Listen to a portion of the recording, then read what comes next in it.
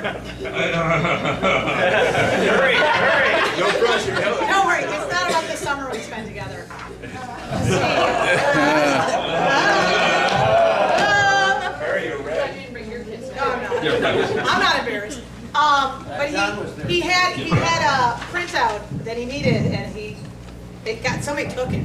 And so he's just getting his tablet. He's got it on his tablet because technology is great sometimes. All right. Are you ready, sir? Yes, I am. All right. Well, we are ready. Go. Spring is in the air, and a young student's fancy turns to anything but math. So we've had some recent conversations in our department about motivation. I find this interesting, having recently read Daniel Pink's book, Drive, about what actually motivates people. Pink's theory, supported by lots and lots of scientific research, is that rewards and punishments, carrots and sticks, do not work to motivate people to creative problem solving. They may be helpful to move people to complete short, routine, non-thinking tasks more quickly, but these are not the most important qualities I want in my math students. The notion of rewards and punishments, of incentivizing people to perform better and faster, is okay for increasing throughput on an assembly line, but it is not good for making smarter problem-solving students. According to Daniel Pink, as humans evolved from their early hunter-gatherer days, through their agricultural phase, through past industrialization into the information age, society's motivation system got stuck, just past hunger and fear. Our motivation methods need to evolve to keep up with the rest of society. As I read the book, I thought a lot about how my teaching evolved over the last 20-some years and what it currently looks like in terms of motivation. And I decided to share some of these thoughts. Pink's theory about what drives or motivates us comes from three things: autonomy, mastery, and purpose. For Pink, autonomy can be viewed in four ways: task, time, technique, and team. Giving people control over at least some of these four aspects promotes positive and creative motivation. Time is not something I have much control over here, so I'm just going to go on. So what does autonomy look like in the classroom? I thought about my most recent homework policy in which I expected students to complete assignments for the next day. But if their lives interfere with the math, and whose life doesn't interfere with the math at some point, they have until the following Monday to get it to me with no penalty. I also provided complete solutions as often as I was able and gave them three types of problems: practice, VIP, and challenge.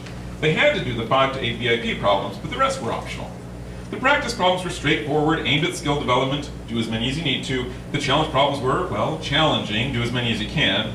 So I was giving the students autonomy over their time, their technique, and the task. I never actually had control over their homework team, so I decided not to even worry about that. I can hear one of my own teachers gasping at my apparent lack of expectations. But I asked myself, is all this ranting about responsibility of getting results? Are the donut bribes actually working? I looked around at the sad, unmotivated faces of my freshmen who had not earned their donuts, and I had to say no. So I tried this new system and found that more students were doing more and better homework. My students said they felt less time pressure and more freedom, so they did not need to copy from each other or from the solutions. Less worrying about carrots and sticks on my part actually led to more students taking responsibility for their work. The second aspect of Pink's new and improved motivation scheme is about mastery, plugging into the human desire to get better at something. I've watched my own sons repeat scenes in their video games over and over in order to beat that boss, and know that mastery can be a powerful motivator.